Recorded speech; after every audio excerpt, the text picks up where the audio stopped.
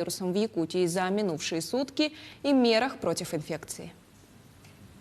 Ольга Валерьевна, здравствуйте. Расскажите, пожалуйста, об эпидобстановке на сегодняшний день в республике. Добрый день, уважаемые жители Республики Саха-Якутия. Санитарно-эпидемиологическая обстановка в республике остается напряженным. По данным Управления Роспотребнадзора, по Якутии зарегистрировано 287 новых случаев новой коронавирусной инфекции. При этом 143 случая зарегистрировано в столице нашей республики, городе Якутске. В Алданском, Мегино-Кангаласском, Мирнинском и Хангаласском улусе зарегистрировано, по мнению оперативного штаба, высокое количество случаев, по 15 случаев, в связи с чем даны соответствующие установки Мегино-Кангаласским, Хангаласским, Алданским и Мирнинским оперативным штабам по усилению контрольной деятельности за соблюдением мер, определенных указом главы республики. 13 случаев зарегистрировано в Нюрбинском улусе, 12 в Нирингринском, 9 в Оленёкском, Вилюйском и Амиконском по 8 случаев.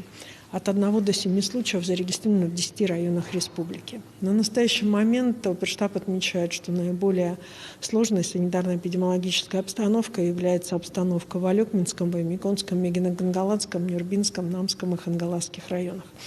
Соответственно, оказание медицинской помощи и соблюдение норм санитарно-эпидемиологического характера в этих районах, помимо оперативных штабов районов, находится на контроле у Республиканского оперативного штаба.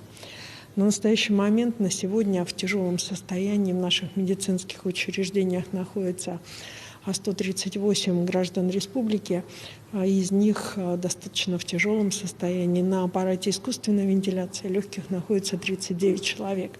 Необходимо обратить внимание, что все медицинские учреждения районов республики и улусов оснащены аппаратом искусственной вентиляции легких, и оказывается медицинская помощь во всех районах республики. В республике продолжается вакцинация. Первую вакцину получили 432 288 тысяч человек, что составляет 63% от взрослого населения республики.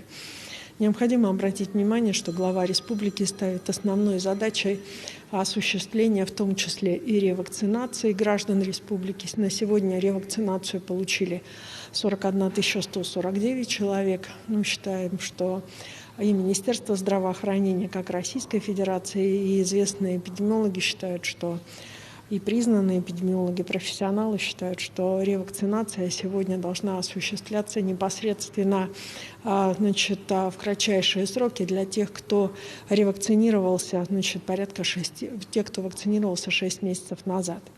Первую вакцину в целом по республике из граждан 60 лет получило 83 576 человек. Необходимо обратить внимание, что это лишь только 59% от общего количества. При этом количество лиц старшего возраста, которые находятся у нас на больничных койках, он значительно больше. И в основном это все невакцинированные граждане республики. В связи с чем я призываю все-таки граждан республики как старшего возраста, так и граждан республики, которые имеют матерей, отцов, дедов и, соответственно, старших братьев и сестер, пройти все-таки процедуру вакцинации, особенно если они имеют ослабленное здоровье. Параллельно сегодня у нас идет вакцинальная кампания против гриппа. Необходимо обратить внимание, что от планового показателя в республике привито 43%. Само по себе, если в прошлые санитарно-эпидемиологический сезон грипп не циркулировал на территории республики, мы прошли значительно мягче. Еще раз обращаю внимание на все-таки недопустимость распространения возможного микса гриппа и новой коронавирусной инфекции, и призываю всех прийти в том числе и на вакцинацию от гриппа. Сегодня от гриппа привито у нас 52% от детей, 113 тысяч детей, которые живут на территории республики. Уважаемые жители Республики Саха-Якутия, с понедельника действуют ограничения, связанные с посещением ряда учреждений, организаций, в том числе в каждом городе и районе республики, только через лиц, которые непосредственно переболели или получили вакцину при наличии соответствующего QR-кода.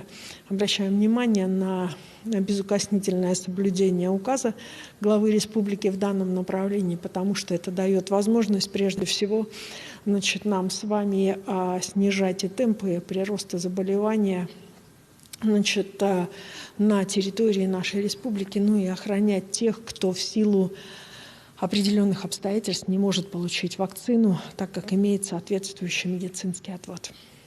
Спасибо большое. Это был брифинг оперативного штаба по эпидобстановке, а мы идем далее и переходим к выпуску новостей. И вот его главные темы. Переправа по маршруту Жатай-Тихтюр-Жатай временно приостановлена. Более 1500 тонн промышленных отходов собрали в Арктике в этом году. Якутянам напоминают о необходимости оплатить имущественные налоги до 1 декабря.